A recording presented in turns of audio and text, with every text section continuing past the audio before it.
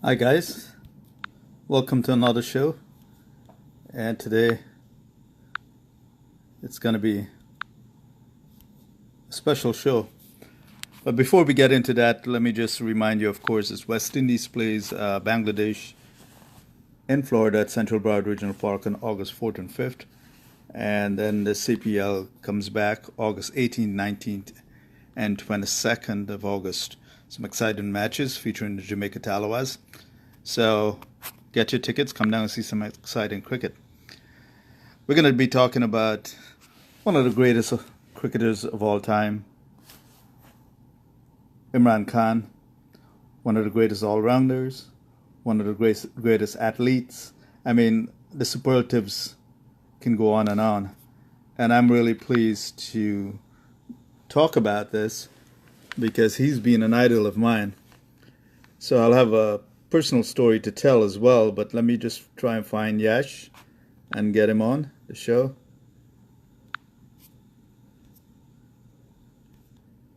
And whilst I try to figure out where Yash is, it's still not perfect. Getting the going in this, but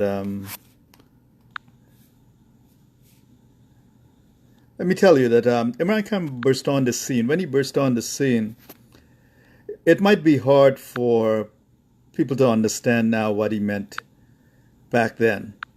Now, mind you, when he burst onto the scene, neither India nor Pakistan had any fast bowlers, not in their history and not at that time. India, for example, focused entirely on spin. Sometimes they would practically open the bowling with spin. So, for a boy, or generally a boy that you would now call a Dixie, back in those days, Yash, we had no one to look up to as fast bowlers, anyone that looked like ourselves. And the fast bowlers were West Indian, Australian, English, when South Africa was playing, but never Indian or Pakistani at that time. So it was kind of frustrating to be a boy growing up then and not seeing anyone like yourself bowling fast. Along came in Imran Khan, and the first we heard about him, the first I heard about him, was when he took 12 wickets in a test in Australia, 6 wickets in each innings, and tore through the Australian batsmen. Now, not only did he do that, he was bowling with speed and lots of swing. He then went to the West Indies and showed some of that on the wickets in the West Indies were more favorable to the batsmen. But he showed his speed, he showed his swing, but also he showed incredible stamina by bowling like 25 overs and more in a day and so on. So it was extra thrilling for me as a boy to get to bowl to him. It was, I guess you would call it nets. It wasn't in the real nets. It was in the outfield, and they allowed boys to come on and bowl. At least that's my recollection. But I do know that I got the chance to. And the last ball I bowled to him was a leg break. I don't know why I decided to bowl a leg break, but as you know, if there are no fielders or anything, why are you bowling a leg break? Because the batsman either has to leave that alone or swing it away all the way. So I still remember that I bowled that leg break and wish I hadn't, because that was the last ball I bowled to Imran Khan. But anyway, I followed his career after that, and he continued on that legendary, you know, trail and became the greatest all-rounders ever. Personally, he's been an idol of mine, as I said, and it's so gratifying to see him devote his life to cricket on the one hand, but also helping other people, starting with the fact that when he started raising funds for a hospital after his mother died of cancer. Unfortunately, my mom died of cancer as well.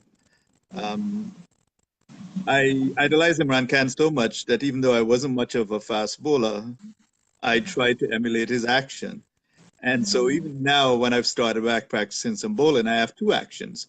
One is a straight up more traditional action, and the other one is the Imran Khan type slingshot action that's similar to Jeff Thompson and more recently Shoaib Akhtar. So that's my little story about my interaction with Imran Khan. And like I said, he's a hero of mine. And no doubt you have a lot to say, Yash. Go ahead. Sure. Starting with, he's always been the captain for Pakistan, and now he's the Wazir-e-Azam. It's a story worth writing about, a story worth talking about, and definitely a story worth living. He's lived one of the most rock star lives that you say. He used to hang out a lot with rock stars before when he had his stint in England, and now he lived like a rock star. He's indisputably the greatest cricketer to emerge from Pakistan, and arguably the world's second best all-rounder according to me after Sir Gary Sobers. He was gallant, he was Actually, I agree hideously with you on talented. that. I forgot to say that, but I agree with that. Yep, exactly. And the best part was he was gallant, he looked athletic, he was athletic, he was hideously talented. And as you said, he came from subcontinent where we come from a land where we have lifeless, dry, baked mud surfaces to bowl on. And it was Imran Khan who gave thousands of people the excitement to actually emulate him, be it his run up, his leap, his deadly in swinging Yorkers. He gave the much needed sex appeal to the subcontinent kind of bowling, I feel.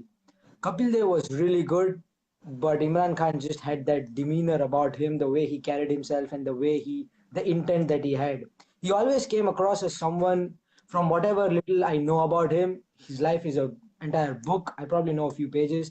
He did come across somebody in which the real genius that was in him lied in the fact that he had an unbending commitment and absolutely pig-headed focus on everything that he did. Anything and everything, be it bowling, batting, captaining, going out to the toss with some intent and flair to throw to the opposition captain, whether it's one game or be it elections as we saw recently. So he's always come across as somebody who gives his 100%, gives his 100% dedication, whether it is to better himself, his teammates, his country, or be it just the sport in general.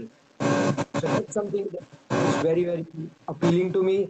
And initially, I'll just talk about the statistics because he did not start his career as a hero. He was just a good, moderate, decent bowler who would come and bowl at a modest pace. He was not the quick Imran Khan that we knew.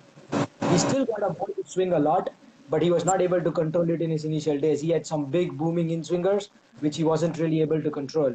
But at the end, and even his action initially, I remember there is a quote which says his action was like a misplaced beetle with a mop top. Basically, what they meant to say was it was very flat. But then you come out and change and transform yourself to become one of the legends.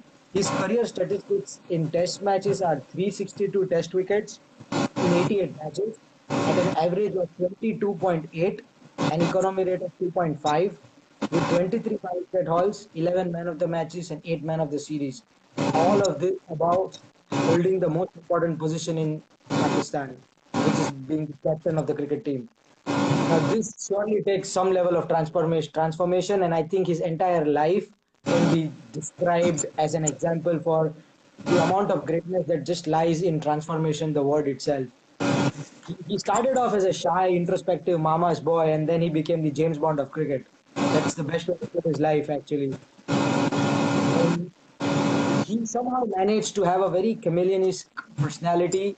He used to spend the time in his whites on the field with, like having a productive day with Javed Miadat, but at night you would see him in the same demeanor, same ease, getting into a tux and spending some jazzy evening with Mick Jagger.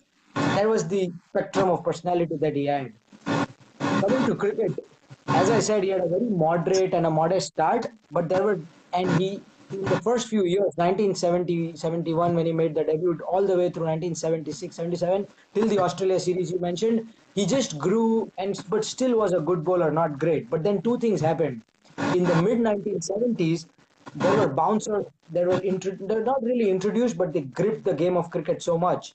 Imran unthinkably jumped in.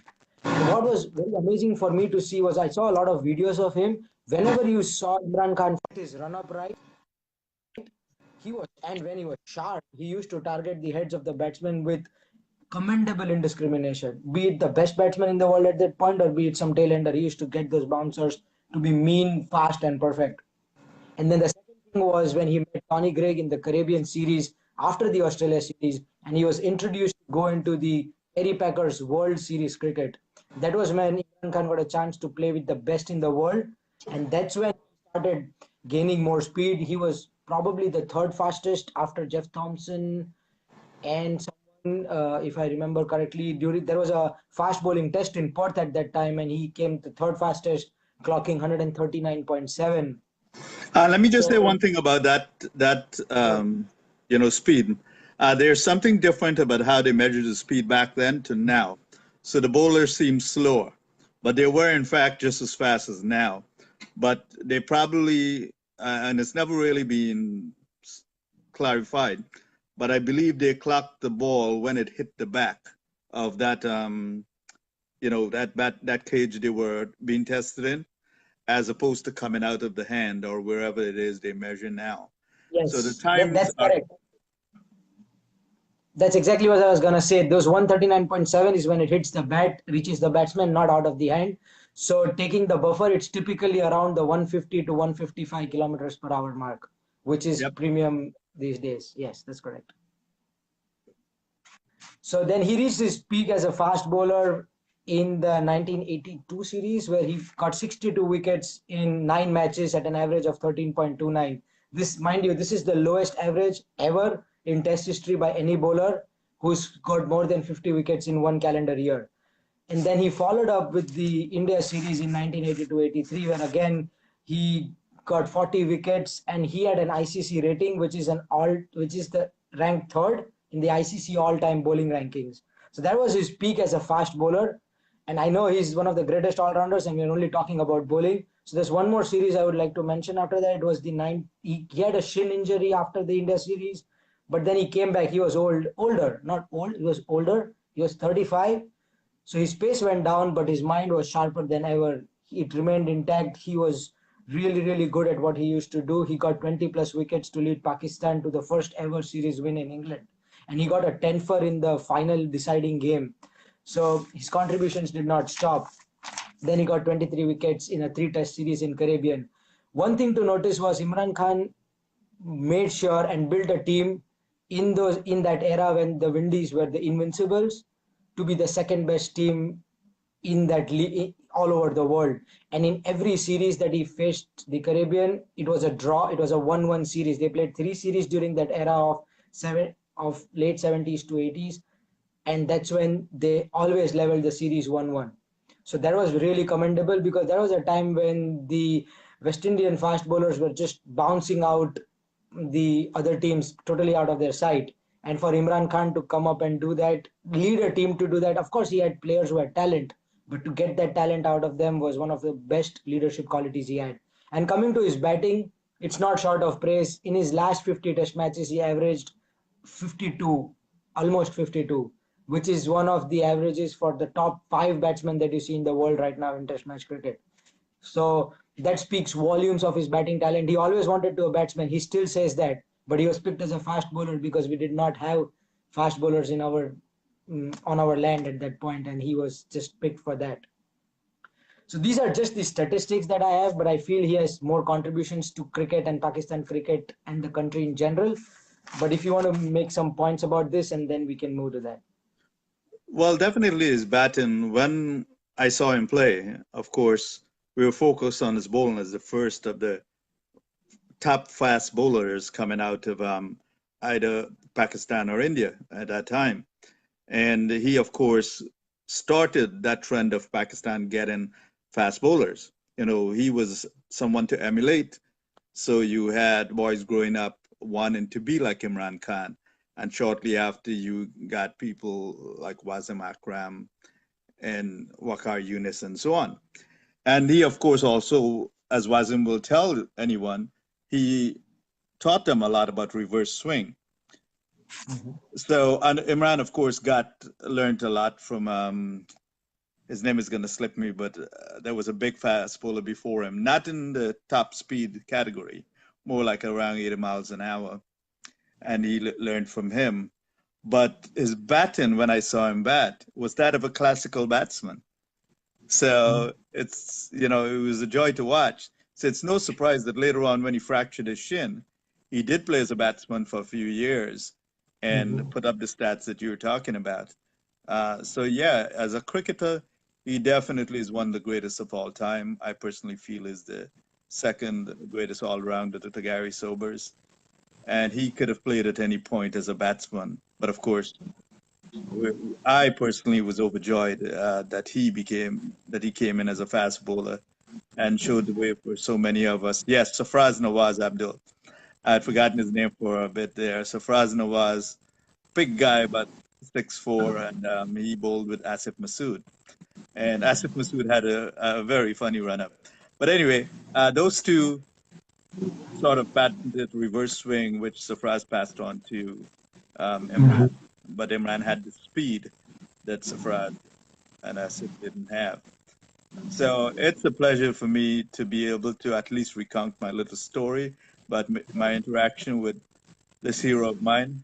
But it's also great to see what he's gone on to achieve because, like of all of us, will find one day at some point your cricket career comes to an end.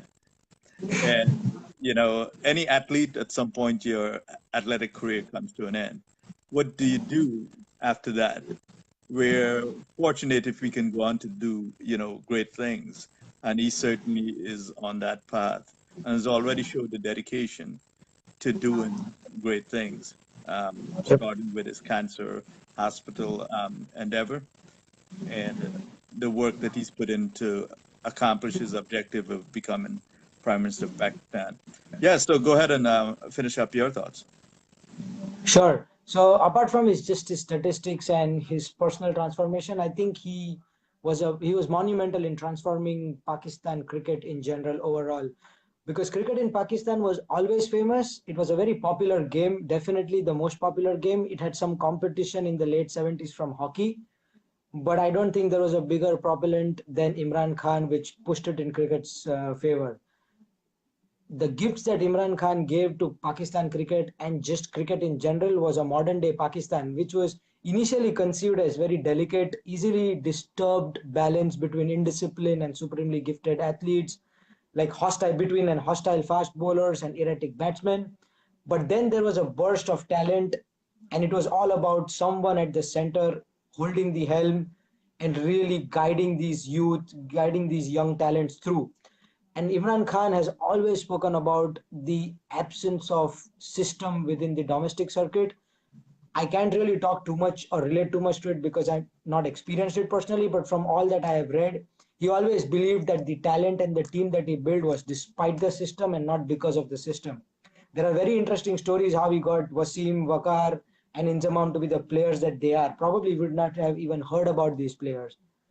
Wasim Akram, I'll share you this story. He said it in a show somewhere. It's out there on YouTube. So how he got Wasim Akram was the national they got in some net bowlers or some bowlers who are bowling around, and he was really impressed to see Wasim Akram bowl because he was bowling fast and he was bowling swing bowling. And he asked the selectors, who is this guy? And they said, some normal guy, we don't know who he is. Imran Khan made sure Wasim Akram gets picked, and then you know the legend that he is.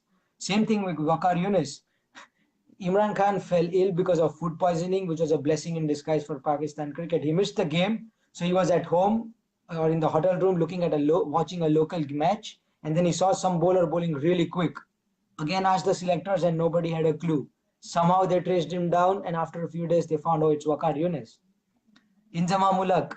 Before the 1992 World Cup, Imran Khan noticed they do not have a very stable middle order. They needed a really solid batsman in the middle order at coming in at number 5. So he inquired around in domestic circuit. Nobody had an answer. One person had the courage to get up and say, there is a really fat guy, not really fit, but I think he has a sense of how the ball comes onto the bat and plays well. Only 5 minutes. 5 minutes in the nets, and Imran Khan told Inzamam, 1 year from now, you will be playing the World Cup. Now, that's the kind of assurance any player needs from a captain, and that's what we always saw with Imran Khan. He went with his gut. he went with his belief in the players. Something we also saw with Saurav Ganguly, and the reason why he gave us so many legends in Indian cricket like Yuvraj, Sehwag, Gambhir, Kef, Dhoni, etc. So that was one very good leadership quality that he had and what he gave to Pakistan cricket.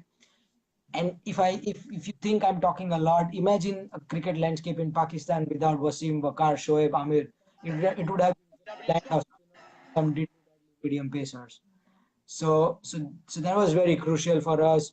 He also gave them a very, very attacking style of play. The agog shot making, the wicket taking lengths, bowling stump hitting lines. These were all Imran Khan's commandments when he was the captain, to just get the boredom away from the game and focus on getting the winning through.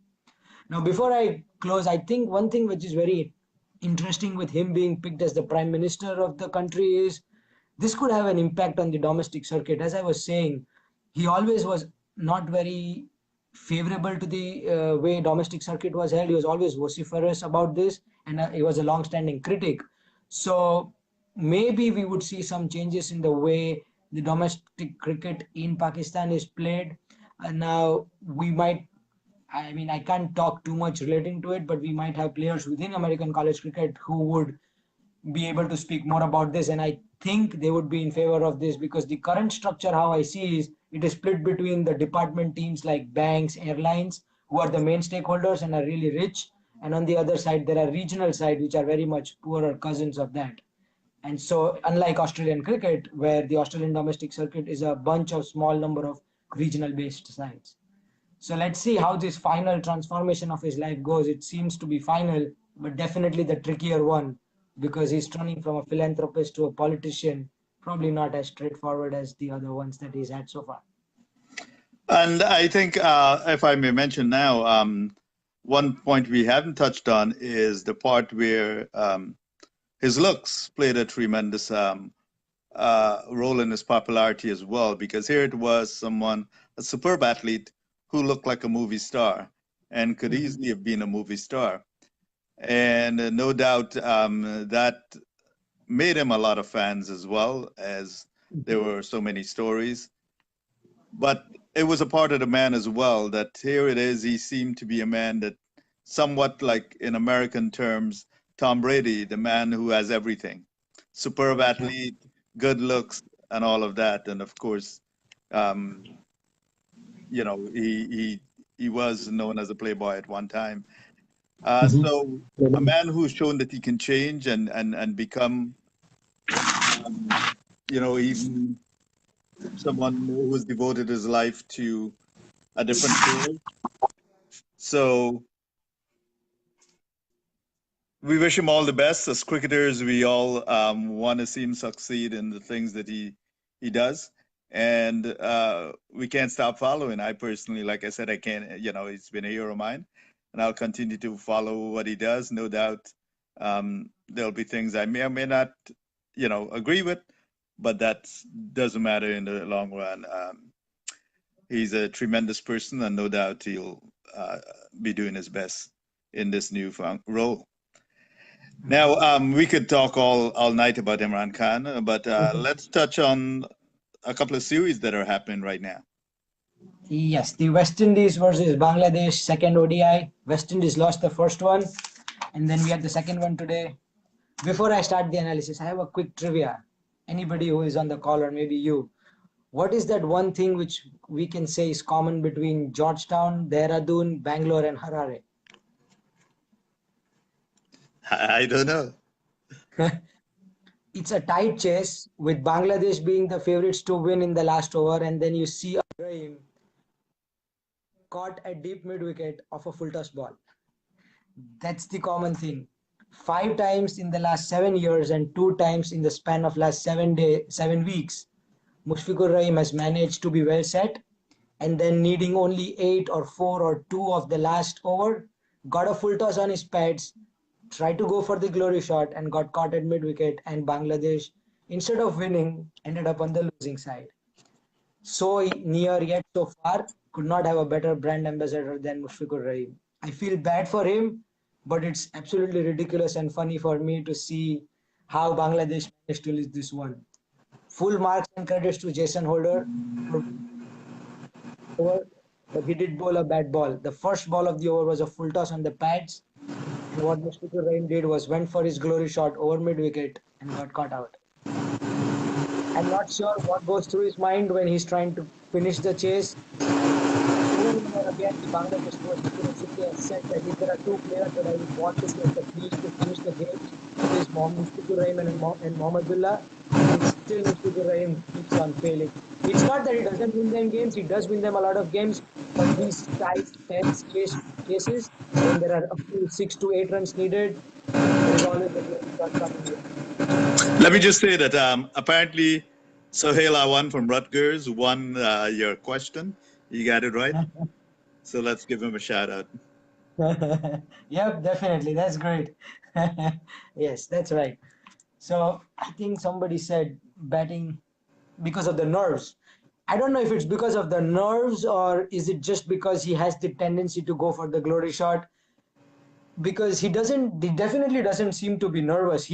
Because if you remember the T20 semi-final against India, he hit the first two balls to the boundary, and then the equation was down to 2 runs of 4 balls. There were no nerves. The nerves should have been with the bowler and not the batsman. So I don't really know if it's just the nerves or whatever it is. But taking the topic away from Mushfiqur Rahim, the game was much more than just Mushfiqur Rahim. If it was a test match, we would say that West Indies won the match with only 2 sessions won by them. All other sessions were won by Bangladesh, but they still ended up on the losing side. So West Indies chose to bat very slow start again, uncharacteristic of Evan Lewis and Chris Gale. Chris Gayle again faltered to his nemesis of off spin. Maybe Miraj got him LBW once again. With the score down in the 25th over, I guess what happened was we saw Shimron Hetmar and Rahman Powell come together and bind a very good partnership for the sixth wicket. For the fifth wicket, beg your pardon, and Hetmar scored a 125 of 93 balls. That was a very, very pleasing innings to see, especially with the kind of turmoil that we see in the Indian middle order in the ODIs. For an Indian fan, we're looking for something like this in the middle order. Some batsmen who can stay there, play calmly. Even after he lost Roman Powell, he played well with the tail, and in the last 10 overs, took up the responsibility, made sure he gets most of the strike, and ended up with a strike rate of close to 120 plus. A very good innings by him. Bangladesh got off to a flyer. They got to 50 in 4.4 overs and they were 79 for 1 in 10 overs. It seemed like the game is just theirs with Tamim Iqbal and Shakib Hassan, probably the top two batsmen in their lineup, well settled, going strong. And then suddenly something happened. They went into a shell. They went into a rut of trying to play the ball out. They scored really slow. Tamim scored 54 of 85 and Shakib 56 of 72. Then it was up to Mohammedullah and Mushfiqur, but they were very calm at the start. Very good to see. They were the trusted finishers, right? So they started well, built a platform, and again a brain fade moment. And Mohammedullah was run out when it was just not needed. He was run out for 39 of 50 balls, well settled. Then it was up to Mushfiqur, and we know 47th over went for 10 runs. Sorry, 48th over went for 13 runs. 49th over went for 10 runs. So they scored 23 of the previous two and they needed only 8 of the last over, but unfortunately they could not make it. What it does good for the series is it levels the series 1-1. So the decider in the third game, I think it's at Barbados. It's going to be fun. So looking forward to that. And then, of course, they head over to the US for the second and the third T20s. So Exactly, and that adds to the excitement for those two matches on August 4th and 5th in Florida. So let's wrap up with India versus England quickly. sure. So India versus England is just a built up yet. India are playing the league game, tour game against Essex. Batsmen got good starts. Shikhar Dhawan, unfortunately, out of the first ball. Cheteshwar Pujara didn't get going, but Kohli, Vijay, Rahul, Karthik, all Pandya, all of them got 50s. Good to see. Good to see them in nick. Not sure if they would not be pleased that they didn't convert them to hundreds, but it was good to see. Again, the conundrum that they have around picking the 11. KL Rahul definitely made a case for himself. Now, whether he gets picked in place of Pujara or Dhawan is something to see. But one concern just for me is the way Ajinkya Rahane is playing. Seems to be a bit underconfident, nothing doubting his talent. I am a big fan of Rahane myself, and I think he can offer a lot more to the Indian Test team. but a little underconfident, away from the game for a while, and a forgetful IPL. Hopefully, he comes back strong and comes back good for India in the Test series. From the bowling department, Ishant Sharma and Umesh Yadav looked very good, very economical, swinging the ball, using the deck. Surprising for me to see that Ashwin didn't get a ball at all. So that probably saying a few things about the team that might be picked for the first game. Jadeja came to bowl but bowled only 2 overs and nothing more to see. So all we saw was 4 or 5 fast bowlers coming in and bowling. Shardul was impressive. Mohammad Shami was not really there.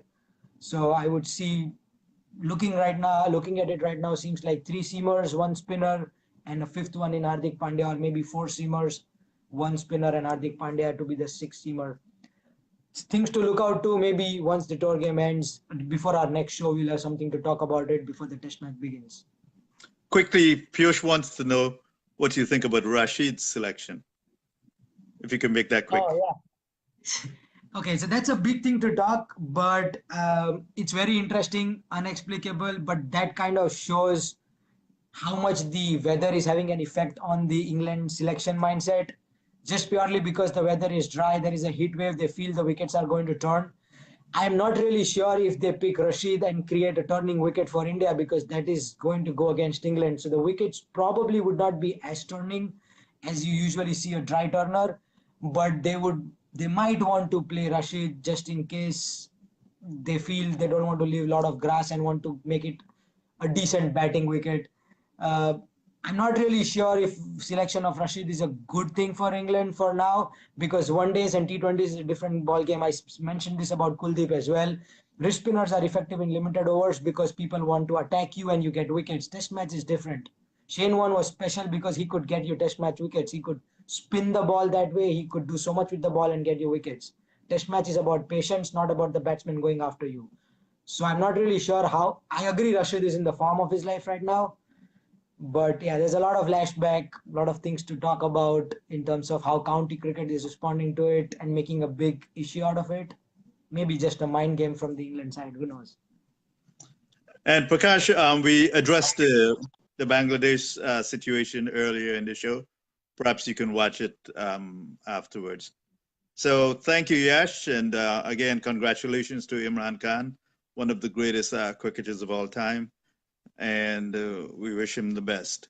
And once again, we thank Cricket Zone USA for their support. And check out their website, their Facebook page for your cricket equipment. And get in contact with Ravi Atwaru, especially if you're an American college cricket player. Thanks, Ash. Good night. Tune in every one Sunday at 8 o'clock. Take care. Bye bye.